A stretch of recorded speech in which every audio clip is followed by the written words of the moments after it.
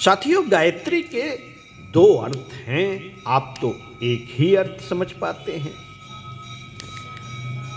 जन्म शताब्दी पुस्तक माला 4 भारतीय संस्कृत का मूल गायत्री महामंत्र आपको पढ़कर सुना रहे थे। पिछले वीडियो के क्रम में सुनते हैं। मित्रों, गायत्री के दो अर्थ हैं, आप तो एक ही अर्थ समझ पाते हैं। तो क्या समझ पाते हैं? आपको तो मात्र प्रयोग मालूम है। गायत्री को कि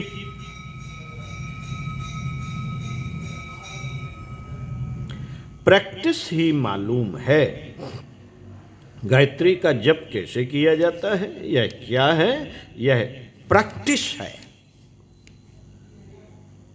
ध्यान कैसे किया जा सकता है?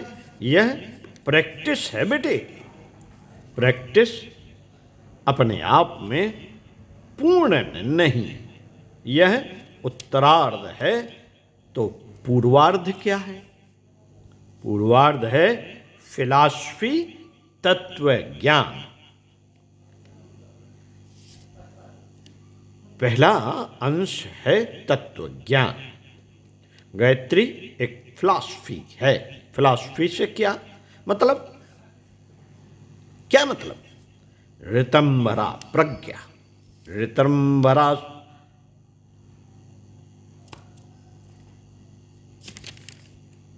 ऋतंभरा से क्या मतलब? ब्रह्म विद्या। ब्रह्म विद्या से क्या मतलब? ब्रह्म विद्या से यह मतलब है कि जो कुछ भी मानव जीवन की श्रेष्ठता और गरिमा से संबंधित है, वह सारे का सारा भारतीय तत्व ज्ञान में आ जाता है। गायत्री का पहला वाला अंश वह है जिसको आप समझने की कोशिश भी नहीं करते, केवल प्रैक्टिस करना जानना चाहते हैं, थ्योरी जानना चाहते हैं, जप करना जानना चाहते हैं, होड़ करना जानना चाहते हैं, ध्यान करना जानना चाहते हैं। यह भी ठीक है, मैं मना नहीं करता, पर थ्योरी और प्रैक्टिस दोनों जुड़ी हुई हैं। नहीं, हम तो प्रैक्टिस करेंगे, थ्योरी से क्या फायदा? ऑपरेशन करेंगे हम तो उसकी एनाटॉमी, फिजियोलॉजी सीखने से क्या फायदा? भाई साहब, पहले उसकी एनाटॉमी, फिजियोलॉजी सीखिए। नहीं साहब, ये तो बेकार का टाइम हम नहीं गंवाएंगे। आप तो ऑपरेशन करना सिखा दीजिए बेटे।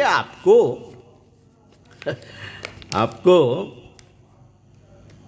शरीर की संरचना मालूम नहीं है, टिश्यूज कैसे होते हैं, सेल किसे कहते हैं, अमुक चीज कैसी होती है। बिना इस जानकारी के आप ऐसे ही करेंगे ऑपरेशन, पेट को चीर डालेंगे, सुई धागे से सी डालेंगे, तो आप भी मरेंगे और वह भी मर जाएगा जिसको आप चीर फाड़ करेंगे। पहले आप एनाटॉमी, फिजियोलॉजी वगैरह वगैरह सीखिए। गायत्री का तत्व ज्ञान भी उतना ही ज़्यादा महत्वपूर्ण है जितना कि उसका प्रयोग, जितना कि उसका व्यवहार। लोगों ने व्यवहार करना सीखा है, 24,000 का जप करना सीखा। 24,000 का जप करना चाहिए, ध्यान ऐसे जप ऐसे करना चाहिए बेटे। यह प्रयोग वाला हिस्सा है। फिलॉसफी वाला पक्ष और भी शानदार है। जो कुछ भी ज्ञान और विज्ञान की धाराएं हैं, ये दोनों धाराएं गंगा यमुना के तरीके से मिलती हैं। इसलिए गायत्री के दो नाम दिए गए हैं, एक का नाम गायत्री और एक का नाम सावित्री। सावित्री किसे कहते हैं? किस हिस्से को कहते हैं? सावित्री उसे कहते हैं जो विज्ञान वाला भाग है, वैज्ञानिक प्रयोग के लिए सावित्री का महत्व है। जब भी आपको जप करना चाहिए, ध्यान करना पड़ेगा, उपवास करनी पड़ेगी, अनुष्ठान करना पड़ेगा, तो आप मनुस्मृत में पढ़ डालिए इसके प्रयोग के पक्ष में। जहाँ कहीं भी गायत्री के प्रयोग हुए हैं, उस सारे के सारे प्रयोग की सावित्री के नाम से पुकारा गया है। मनुस्मृत में हर जगह जहाँ कहीं भी सावित्री का जिक्र आया है, गायत्री का जिक्र नहीं है। प्रयोग में केवल सावित्री काम आती है। और गायत्री किस काम आती है? गायत्री ब्रह्म विद्या है, चिंतन जिसको कहते हैं, फिलॉसफी जिसको कहते हैं, विचारणा जिसको हम कहते हैं, ये सारे का सारा पक्ष गायत्री का है। इसके ज्ञान और विज्ञान पक्ष दोनों हैं जिसको हम समझ पाएं, तो गंगा और यमुना दोनों की धारा के तरीके से मजा आ जाए। इसके मिलने से जिस तरह से त्रिवेणी बन जाती है, उसी तरीके से दोनों के मिलने से त्रिवेणी बन जाती है। दो चीजें के मिलने से मित्रों तीसरा रंग बन जाता है। दोनों चीजें, दोनों तारों को जब हम मिला देते हैं तो एक नई चीज, एक नई धारा पैदा हो जाती है।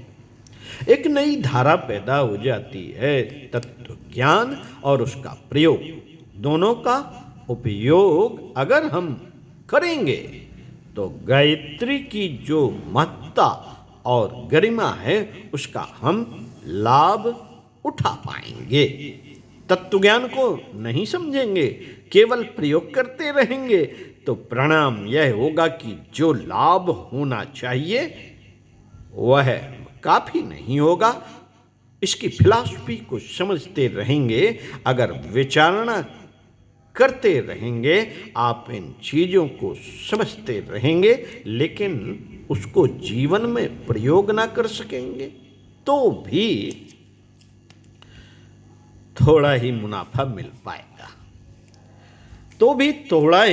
मिल पाएगा। मित्रों, थ्योरी भी अधूरी है और प्रैक्टिस भी अधूरी है। इसको जब हम मिला देते हैं दोनों को, तो बात पूरी हो जाती है।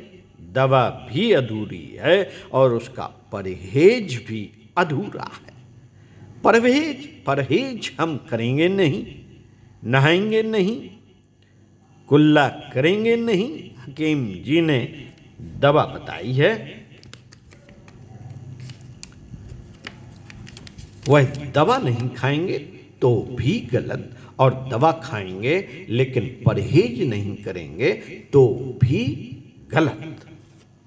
गलत है। दोनों चीजों का समन्वय हो जाने से बीमारी से उद्धार मिलता है। गायत्री मंत्र की जो सामर्थ्य और शक्ति ऋषियों और शास्त्रकारों ने बताई है, यह इस बात पर टिकी हुई है कि आप उसकी फिलॉसफी को भी समझें और प्रैक्टिस को भी समझें। दोनों को मिला देने से गायत्री मंत्र समर्थ हो सकता है और उसके बारे में जो महिमा और गरिमा बताई गई है, उनका साक्षात्कार करने में हम और आप समर्थ हो सकते हैं। ये दोनों काम नहीं करेंगे तो आपको शिकायत हो सकती है कि हमको लाभ नहीं मिला।